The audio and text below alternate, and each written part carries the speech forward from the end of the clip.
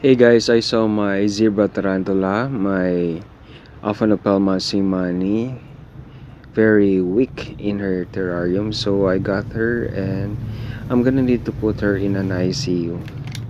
So maybe she had a bad mold, that's why she's dehydrating. So we're gonna need a wet tissue, a microwave container, or any container just to give her some moisture.